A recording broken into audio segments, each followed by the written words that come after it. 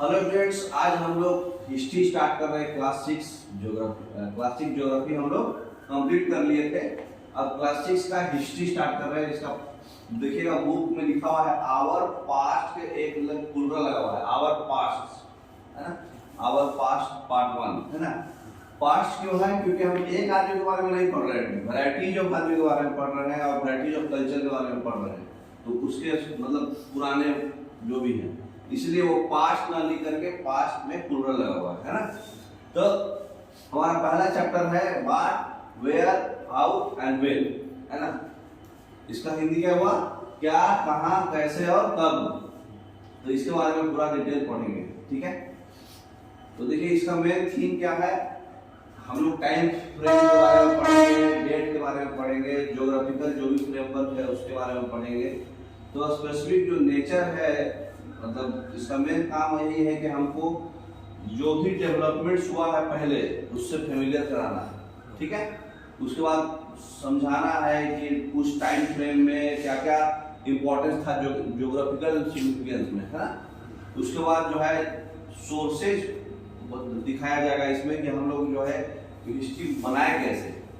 जैसे कोई भी आर्कियोलॉजिस्ट जो है कुछ हिस्ट्री बताता है तो कुछ देखता है, हाँ वहाँ किसी चीज का हड्डी मिला, चाहे किसी चीज का पत्थर मिला या कुछ इंस्क्रिप्शन मनुस्क्रिप्ट मिला, तो उसके आधार पे वो बताता है कि हाँ पहले ऐसा हुआ करता था, है ना। तो उसके बारे में पढ़ना है। तो इसका आउटकम्स और गोल्स में सबसे पहले क्या है कि हिस्ट्री से हमको फायदा क्या होगा। हम पास्ट के राजाओं के बारे में, उनके किंगडम के बारे में, उनकी सोसाइटी के बारे में जानकारी ले पाएंगे। ये हमको बताएगा कि वहाँ के लोग कैसे रहते थे, कैसे खाना खाते थे और कैसे कपड़े पहनते थे, है ना। वहाँ के लोग का क्या ऑक्यूपेशन था, है ना, वो क्या काम करते थे, वो वहाँ के जितने भी ऐसे पूर्वज लोग हैं उनका क्या क्या बड़ा बड़ा अचीवमेंट था, है ना। वो हमारे बारे में बताएंगे कि वो लोग क्या क्या बड़ा बड़ा मिस्टेक भी किए थे, ठीक है। हमारे पूर्वज लोग क्या क्या मिस्टेक किए थे ये भी बताएंगे कि हाँ जो चिल्ड्रंस जो है पर्टिकुलर टाइम में कैसा कैसा गेम खेलते थे और उसके बारे में, है ना, मतलब गेम कैसा खेलते थे, उससे क्या फैमिली पे इफेक्ट पड़ता था, ठीक है। तो ये सब हम लोग बेटर फ्यूचर, हमारे हिस्ट्री से हमको बेटर फ्यूचर बनेगा, क्योंकि हमारे पूर्वज कैसे थे उससे हम आइडिया लगा पाएंगे कि हाँ इसलिए सामने वाला ऐसे बिहेव कर रहा है ना। नेक्स्ट, तो ये बहुत आपको मदद करेगा। जैसे अभी भी आप कभी जाते हो तो जैसे हम बाहर से हैं, यहाँ आकर के बसे हैं, तो यहाँ का कल्चर जो समझ रहे हैं, तो डाइवर्सिटी होना जरूरी है, ठीक है। अगर आप जहाँ रहते हैं वहीं पे बस जाइएगा तो मोनोटोनस हो जाएगा लाइफ। दूसरे कल्चर को जानकारी जरूरी होता है, उससे मतलब बहुत कुछ नॉलेज मिलता है। तो अलग अलग कल्चर जानना जरूरी है। उसी तरह से पास्ट में क्या हुआ था, लोग कैसे जिए थे, जरूरी है जानना। ये आप एग्जाम पर्पज से भी नहीं, ऐसे नॉर्मली भी आपको जानना चाहिए, है ना। तो कैसे आप जान सकते हैं पास्ट के बारे में, ठीक है। तो वहां के लोग कहाँ रहते थे, तो वहां का जो लैंड था उसका नाम था इंडिया एंड भारत, ठीक है। वहां हम लोग मनुस्क्रिप्ट और इंस्क्रिप्शन मतलब पत्थर पे लिखा रहना, और मनुस्क्रिप्ट मतलब छाल समझते हैं, बार्क ऑफ ट्री पे एक निकलता था, पेड़ का जो है वो लोग काट के निकालते थे बार्क और उस पे लिखते थे, ठीक है, पत्ते पे। तो वो समझिए, तो आगे पढ़ेंगे डिटेल में।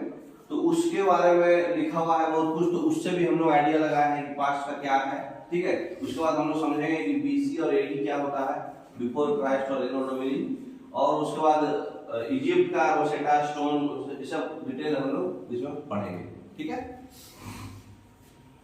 सबसे पहले ईटिंग हैबिट्स, उनका खाने का तरीका कैसे था, वो पढ़ने का तरीका कैसे था, जो घर में रहते थे वो किस चीज का बना हुआ था, डिफरेंट पीपुल्स कहाँ कहाँ रहते थे, उनका गेम क्या था, उनका स्टोरी क्या था, उनका गाने का सॉन्ग्स क्या था, है ना। जो नॉर्मल हमारा लाइफ में वही है, तो इनका भी खाली उनका अलग रहेगा, है ना। देखिए पिक्चर में क्या दिख रहा है आपको, वो लोग जो है हंटर गैदरर्स थे, मतलब हंटिंग करते थे और गैदरिंग करते थे। लेडीज लोग का काम था गैदरिंग करना, जेंट्स लोग का काम था हंटिंग करना, ठीक है। इससे क्या फर्क पड़ा, अपने लाइफ में क्या फर्क पड़ा, हम लोग इसी लोग से बन के आए हैं।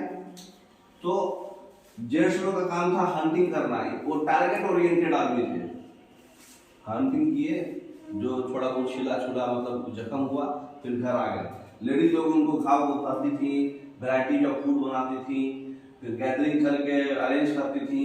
तो इससे फर्क क्या पड़ा, लेडीज लोग मल्टीपल टास्क एक बार में कर लेती थी, लेकिन जेंट्स लोग मल्टीपल टास्क एक बार में नहीं कर पाते थे। इससे आज के लाइफ में भी फर्क पड़ा है। 90% 98% लोग टारगेट ओरिएंटेड रहेंगे जेंट्स, और लेडीज जो है मतलब थोड़ा सॉफ्ट हार्टेड रहेंगी और हीलिंग नेचर का रहेगा, क्योंकि उनका हंटिंग करते समय घाव वो लगेगा तो उनको घाव साफ करना, उसके बाद फिर एक साथ मल्टीपल टास्क वो उनका घूमती फिरती थी, खोजते रहती थी खाने का, चाहे जख्म कैसे भरेंगे उसका दवा दारू जो भी है। तो इनका नेचर है मल्टीपल टास्क एक बार में कर लेंगे, लेकिन जेंट्स लोग मल्टीपल टास्क एक बार में नहीं करेंगे। तो ये पूर्वजों से होते आ रहा है, इसलिए अपना जीन वैसा है ना। तो ये हम हिस्ट्री पढ़ने से समझ में आता है, ठीक है। उसके बाद है अगला कि वहां के लोग रहते कहाँ थे। तो जितने भी लोग थे वो पता है आपको, हंटर और गैदरर्स थे। तो इसलिए जहां तहां एक प्लेस से दूसरे प्लेस घूमते रहते थे, क्योंकि उनका परमानेंट सेटलमेंट नहीं था, ठीक है। ज्यादातर वो लोग पानी का, हम लोग को खोज होना, पानी का जरूरी था, अभी भी कोई भी काम बिना पानी के तो होगा नहीं। तो वहां तो पानी का कुछ सुविधा नहीं था, तो वो लोग क्या करते थे, पानी नर्मदा रिवर के जैसे किनारे में रहते थे, है ना। और आगे बढ़िएगा, इंडस रिवर के किनारे में रहेंगे, गंगा रिवर के किनारे रहेंगे, उनके नाम उसी हिसाब से है, इंडिया, भारत, है ना। तो आगे पढ़िएगा। उसके बाद जो है वहां के लोग जो है क्या ग्रो करते थे, हाँ, सुलेमान और किर्थर हिल्स जो है 8000 साल पहले उस समय वीट और बाजरा ग्रो करते थे, ठीक है। ये कहाँ पे आता है, पाकिस्तान में अभी है ना। तो ये पाकिस्तान वाले एरिया में है। और गारो खासी हिल जो है नॉर्थ वेस्ट में, ये मेघालय में आपको गारो खासी जयंतिया ये जो है मतलब हिल्स भी है और उनके ट्राइब्स का भी नाम है। तो ये जो है गारो खासी हिल्स में और सुलेमान और किर्थर हिल्स में वो लोग जो है कैटल रेयरिंग करते थे। तो गारो खासी में कैटल रेयरिंग करते थे, मतलब कैटल रेयरिंग मतलब पशुपालन, ठीक है ना। उससे उनको क्या फायदा होता था, उनका स्किन यूज करके व्यापार करते थे, उनका वूल, उनका मीट। तो पाकिस्तान के पास जो एरिया था, है ना, सुलेमान और किर्थर हिल्स, वहां पे क्या होता था, वीट और बार्ली, है ना, बाजरा। और उसके बाद 8000 साल पहले का बात है। ये कैसे पता चलता है कि 8000 साल पहले है, कार्बन 14 डेटिंग टेक्निक से, है ना। कार्बन 14 बोले तो कार्बन का 2 आइसोटोप है, 12 और 14। तो 14 वाला जो कार्बन होता है उसके डेटिंग टेक्निक से पता चलता है। अच्छा, गारो खासी में वो लोग पता चला कि वो कैटल रियरिंग करते थे, है ना। तो सबसे पहला जो है विंध्याचल, विंध्या जो है, विंध्या जानते हैं ना, एमपी के पास है। तो विंध्या के नॉर्थ में पहला जो है सबसे पहले राइस ग्रो किया गया था, ठीक है। नेक्स्ट देखिए आपका जो है ये है विंध्या, है ना, नर्मदा रिवर है, इसके नॉर्थ में ऊपर में ये सबसे पहले राइस ग्रो हुआ था, ये वाले एरिया में, ठीक है। गारो खासी वाला एरिया जो है ये है गारो हिल्स मेघालय में, यहाँ पे सबसे पहले कैटल रियरिंग हुआ था। फिर आपका जो है सुलेमान और किर्थर ये है ना, यहाँ पाकिस्तान में, यहाँ पे सबसे पहले वीट और बार्ली ग्रो हुआ था, ठीक है। नेक्स्ट, अच्छा, सुलेमान और किर्थर हिल 8000 में सबसे पहले वीट और बार्ली हुआ था। ये सब आप पिक्चर से माइंड में लगा सकते हैं, क्यों, क्योंकि यहाँ पे आसान था, इंडस रिवर आता था, तो इसको पानी का प्रॉब्लम नहीं था, एग्रीकल्चर करना आसान था। यहाँ पे क्या प्रॉब्लम था, मेघालय में गारो हिल्स में पशुपालन क्यों कर रहे थे, क्योंकि इधर हाँ बारिश अच्छा था, पशुपालन में ज्यादा तकलीफ नहीं था, है ना। विंध्या के ऊपर जो है आपका जो है राइस ग्रो करना आसान क्यों था, नर्मदा रिवर था, उसके बाद चंबल रिवर उसका ट्रिब्यूटरीज था गंगा का, तो इसका भी पानी का ज्यादा था, इसलिए हो जा रहा था। नेक्स्ट, तो ये पूरा डिटेल आपको दिखाया हुआ है, देखिए कहाँ कहाँ एग्रीकल्चर डेवलपमेंट हुआ था। ज्यादातर जहाँ बारिश वाला एरिया है और प्लेन्स एरिया है वही होगा, है ना, दिख रहा है आपको। अब ये आपका अरावली, विंध्या, सतपुरा, ये सब हिल्स के बारे में भी एक बार में दिखाया गया, वेस्टर्न घाट, ईस्टर्न घाट ऑलरेडी पढ़ चुके हम लोग, ठीक है। नेक्स्ट, फर्स्ट राइस जो ग्रो हुआ था वो कहाँ हुआ था, विंध्या के नॉर्थ में, ये पोर्शन में। अब देखिए सिविलाइजेशन का कैसे डेवलपमेंट हुआ। 5000 साल पहले कुछ मतलब पहले वाले लोग जो है इंडस और उसके ट्रिब्यूटरीज, इंडस वैली सिविलाइजेशन का ग्रो हुआ, वहां पे ही वो लोग मतलब सेटलमेंट किए, क्योंकि वहां पे पानी आसान था, है ना, पानी का आपको परमानेंट सुविधा था। तो 2500 साल फिर वहां पे सेटलमेंट के बाद वो लोग मूवमेंट करने लगे, क्योंकि वहां पे हमेशा वो लोग मूवमेंट करते थे। जहां लाइफ टफ हुआ, चलो भाई दूसरे जगह चलते हैं, यहाँ टफ हो रहा लाइफ है।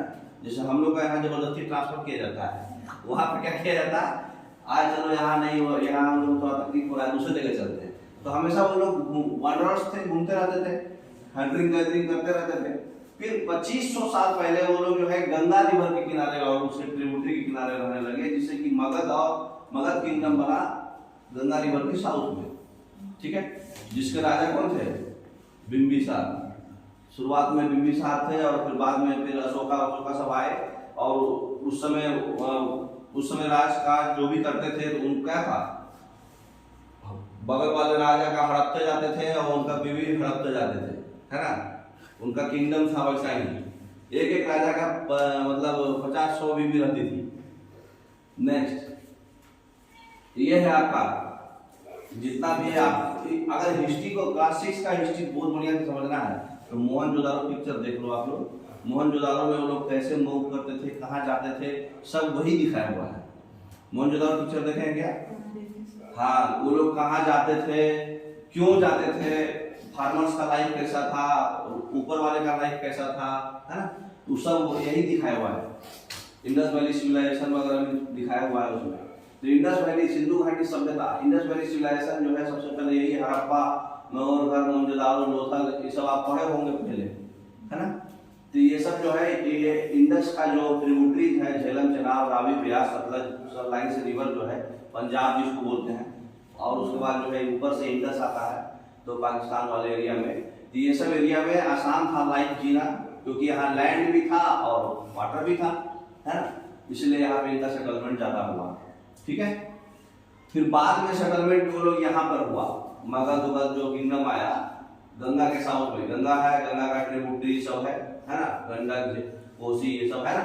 तो ये जो गंगा का ट्रिब्यूटरीज के टाइप नीचे में आपका जो है सेटलमेंट हुआ, ये पाटलिपुत्रा, मगध, अशोका अपना अपना किंगडम सब बनाए। ये दूसरे बार मतलब ये 5000 बीसी, ये 2500 बीसी। नेक्स्ट फिर है फिर पीपल लोग कहाँ ट्रेवल करें, सब कॉन्टिनेंट एरिया में। सब कॉन्टिनेंट किसको बोलते हैं? एक एरिया जहाँ पे वो सब कॉन्टिनेंट जैसे नहीं, इंडिया के अलावा जो ऊपर का कंट्री है पहाड़ के नीचे, पाकिस्तान, अफगानिस्तान, चाइना, तिब्बत, है ना, नेपाल, भूटान, ये सब कॉन्टिनेंट में आते हैं, ठीक है ना। तो जितने भी सब कॉन्टिनेंट है अपने लाइवलीहुड के लिए वो लोग ट्रेवल कर रहे हैं, ठीक है। मतलब वो ड्राउट्स, फ्लड्स, कुछ नेचुरल डिजास्टर आएगा तो वहां से निकलेंगे, है ना, उनको तकलीफ हुआ तो निकलेंगे। चाहे आर्मी कॉन्कर कर लिया लैंड, कोई बाहरी आर्मी, चाहे वहां का बाजू का राजा हड़प लिया, भागेंगे वहां से, है ना। फिर अब किस किस वजह से निकलेंगे वो बता रहा है, ठीक है। तो एक तो फ्लड्स और डिजास्टर्स होगा तो बाहर जाएंगे, या फिर कोई आर्मी वहां का लैंड जीत लिया है तो बाहर जाएंगे, या फिर मर्चेंट्स लोग ट्रेड करने के लिए बाहर जाते थे, ठीक है। आर्मी लोग माने आजू बाजू एरिया को कॉन्कर करने के लिए बाहर जाते थे, है ना। या फिर जो धार्मिक जो टीचर्स लोग हैं वो ट्रेवल करते थे फैलाने के लिए, जैसे दलाई लामा ये सब है ना, उस तरह का लोग मतलब अपना रिलीजन और अपना विजन को फैलाने के लिए, है ना। और नहीं तो फिर कुछ लोग एडवेंचर स्पिरिट, जिसको घूमना बहुत पसंद है, ट्रेवलिंग बहुत पसंद है, वैसे लोग जाते थे, है ना। तो ये सब ट्रेवलिंग होता था। रीजन्स फॉर ट्रेवलिंग आप समझ गए, पिक्चर्स आपको दिखाया हुआ है, देखिए आर्मी कॉन्कर हो रहा है, ये आपका देखिए क्या है, ये मर्चेंट शिप, मर्चेंट्स ट्रेडिंग व्यापार के लिए है, ये फ्लड्स आया है ना। ये सब वजह से आप ज्यादा था। नेक्स्ट चलो देखिए धार्मिक गौतम बुद्ध, ये सब भी था, बाबा लोग उस समय भी थे। अब देखिए ट्रेवलिंग का इफेक्ट क्या हुआ, स्पेशल थिंग्स जो मतलब बहुत सारे जो मूवमेंट हुए उससे क्या क्या इफेक्ट हुआ, हम लोग दूसरे के कल्चर को समझ पाए, कल्चर का ट्रेडिशन मालूम चला, है ना, कैसा था पुराना कल्चर।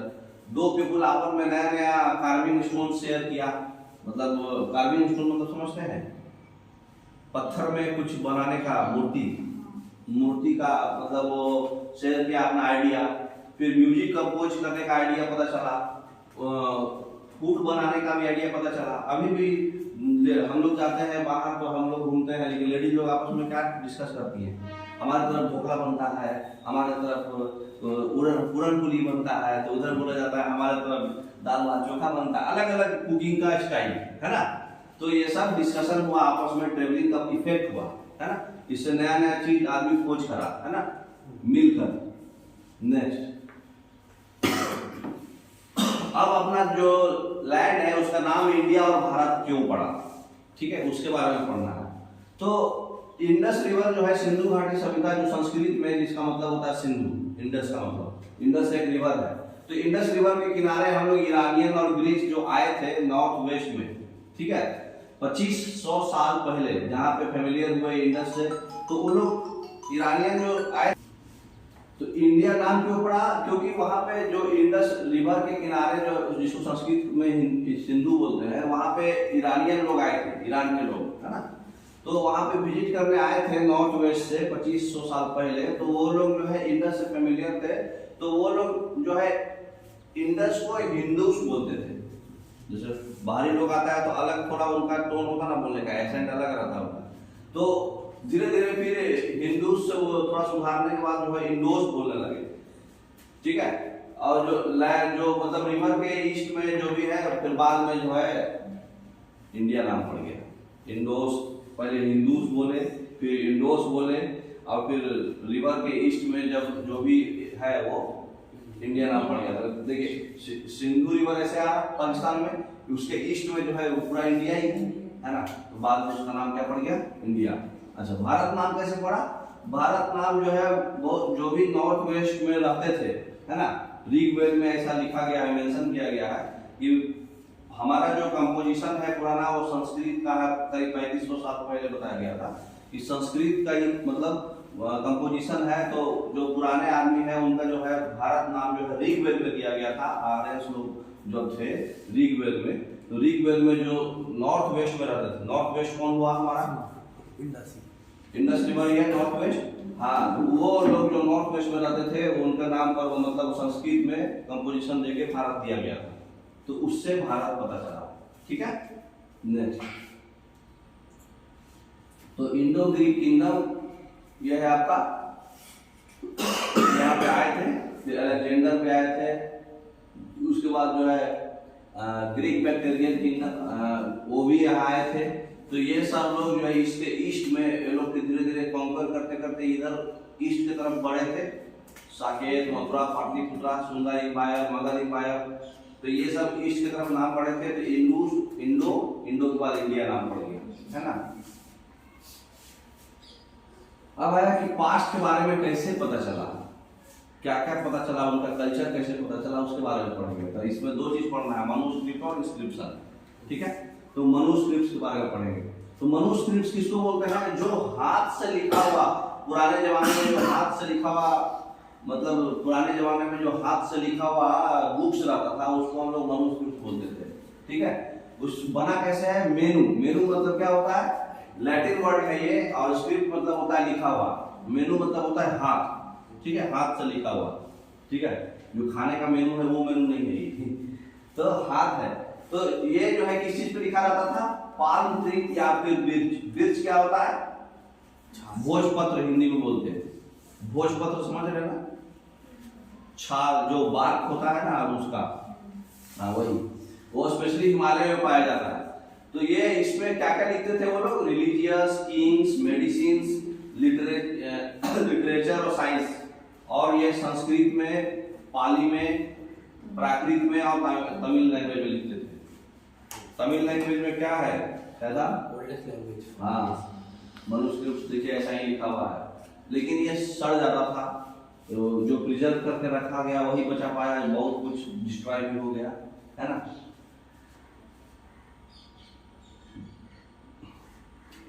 देखिए यही लिखा हुआ है संस्कृत में, तमिल, और प्रिजर्व करके रखा हुआ है, क्योंकि रिलीजियस प्लेसेस पे जहाँ रखाता था वो पूरे प्रिजर्व करके रखाता था, वो बच गया। उससे हम लोग आइडिया लगाया आर्कियोलॉजिस्ट लोग के, हाँ ऐसा ऐसा ठीक था। अब दूसरा चीज है इंस्क्रिप्शन, इसके बारे में और भी आपको पिक्चर दिखाएंगे बाद में।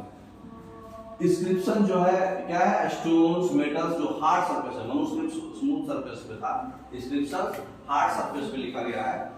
इसमें क्या क्या लिखा जाता था, जो राजा महाराजा लोग का वो कहाँ कहाँ विक्ट्री हुआ, उनको क्या क्या ऑर्डर्स दिए थे, उनका रिकॉर्ड है ना, मतलब एडमिनिस्ट्रेशन लाइफ है ना, एडमिनिस्ट्रेशन लाइफ लिखा गया था।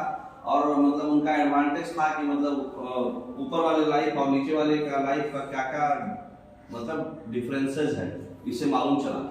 तो मनुस्क्रिप्ट्स के कंपैरिजन में थोड़ा सा एडवांटेज ये है कि जो इंस्क्रिप्शंस था, जैसे रोड बनता है तो रोड बनते समय कंक्रीटिंग जब होता है उसी समय कोई लिख दिया तो वो परमानेंट छप जाता ना, उसी तरह से इसमें भी है, मतलब इसको लिख देते थे परमानेंट छप जाता था, ठीक है। तो ये परमानेंट छप जाता है, तो इसका एडवांटेज यही है कि ये सड़ता नहीं है, डिटोरिएट नहीं होता है, चाहे आप मतलब डिस्ट्रॉय नहीं होता है, इसको प्रिजर्व करने का एकदम से जरूरत नहीं है, ठीक है। नेक्स्ट, तो कैसे पता किए पास्ट के बारे में, आर्कियोलॉजिस्ट जो है वो लोग जो है मतलब बिल्डिंग का, जैसे पुराना कोई यहाँ मकान बना होगा, टूटा फूटा भी होगा तो कुछ न कुछ अंश तो बचेगा, तो उसका रिमेन्स ऑफ बिल्डिंग का पेंटिंग, उसका स्कल्पचर्स है ना, उसके बाद उसको एक्सप्लोर करे और उस पर मतलब सर्च करे, फिर कुछ खुदाई भी करे वो लोग अर्थ के नीचे, उसमें पता चला उनको कि बहुत सारा टूल्स मिला, बहुत सारा वीपन्स मिला, शस्त्र है ना, पॉट्स भी मिला, घड़ा है ना जिसमें पानी रखा जाता है, पैन्स भी मिला, ऑर्नामेंट्स भी मिला, कॉइन्स भी मिला। तो इससे मालूम चला कि वहाँ के लोग भी ऑर्नामेंट्स का सिस्टम था, बार्टर सिस्टम नहीं था, मतलब मीडियम एक्सचेंज के लिए मनी सिस्टम था। ऑर्नामेंट्स बोले तो इसका मतलब वहाँ के लेडीज लोग का भी कुछ शौक था, है ना। पॉट्स मिला, पैन्स मिला, इसका मतलब वो लोग भी खाना पकाते थे, है ना।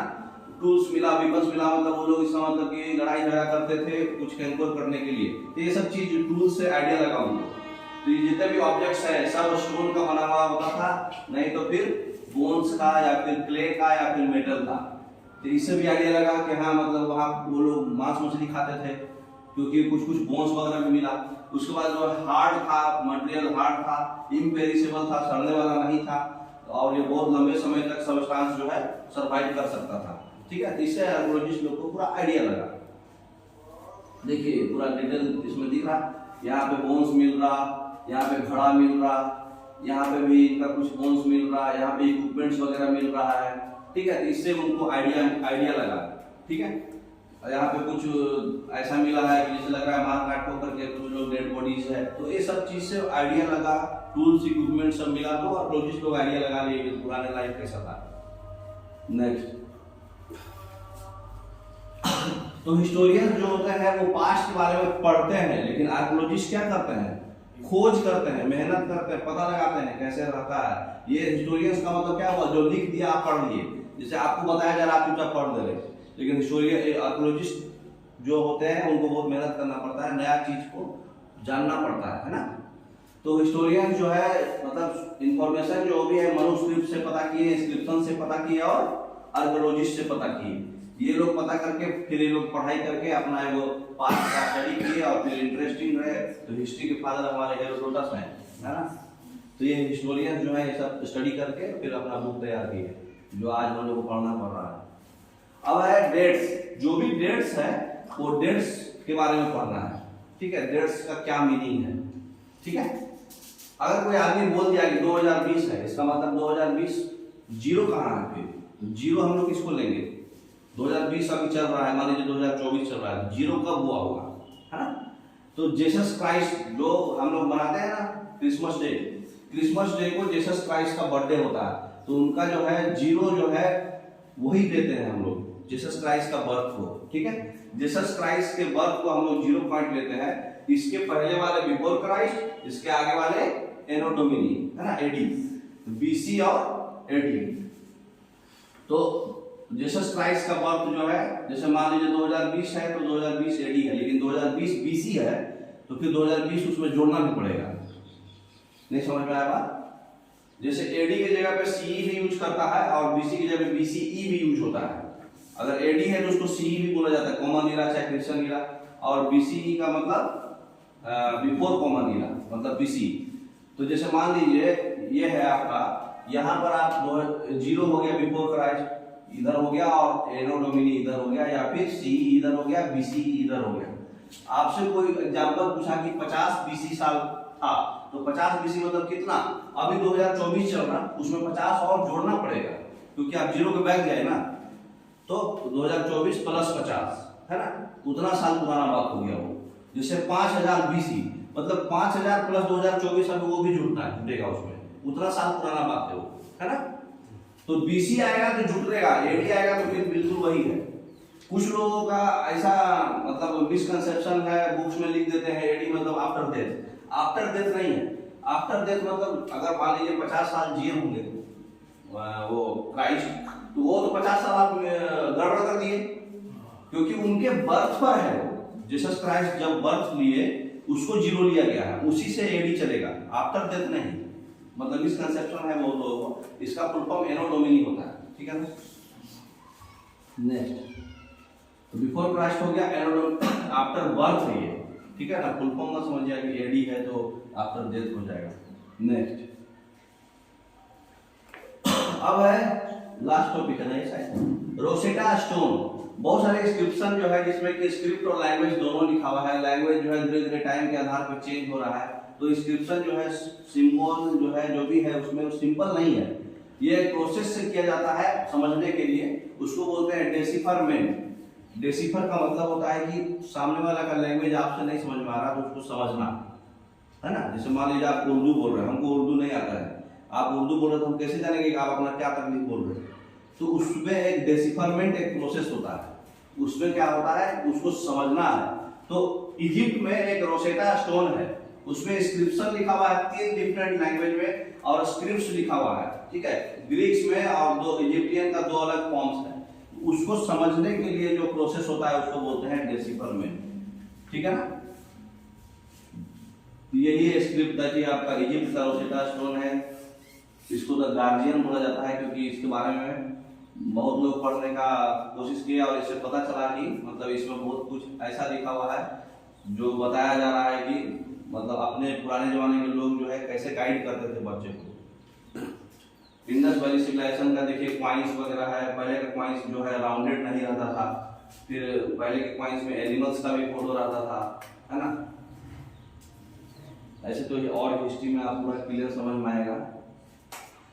अब देखिए इसमें कुछ कुछ क्वेश्चंस है जो आप लगा अपने से बना सकते हैं। आर्कियोलॉजी क्या होता है, आर्कियोलॉजिस्ट करते क्या है, क्या क्या प्रोसेस होता है एक्सकैवेशन के समय, आर्कियोलॉजिस्ट एज कैसे पता करते हैं ऑब्जेक्ट का जो एक्सकैवेशन से आया, वही डेटिंग से। सिंबल्स क्यों इंपॉर्टेंट है आर्कियोलॉजी में, है ना, हर एक सिंबल से कुछ ना कुछ मीनिंग निकलता है ना। अब जैसे एनसीईआरटी क्वेश्चन है, बताइए नर्मदा वैली में क्या होगा, मगध में क्या होगा, लारोवेल, जिंडो पैलेस, गंगा वैली, सब आप लोग पढ़े हैं। नर्मदा वैली को अति कीजिए, राइस हुआ था, नर्मदा वैली में कहाँ राइस हुआ था, विंध्या इंग्लिश में। पशुपालन, पशुपालन जो है कहाँ हुआ था, गाड़ी हिल्स में। हाँ, फिर मगध जो है पहला बिग किंगडम बना था, ठीक है। सिटी हुआ सर, पहले भी किंगडम इंडस वैली हुआ ना, जो मगध में आया ना वो, इसको मगध फर्स्ट बिग किंगडम, गारो हिल्स में पुराना आर्किटेक्चर तैयार हो, पशुपालन, इंडस पहला सिटी बना था, गंगा वैली जो है 25 साल का पहले, क्योंकि इंडस वाला 5000 साल पहले, ये 2500 बीसी था, और नर्मदा वाला में हंटिंग गैदरिंग।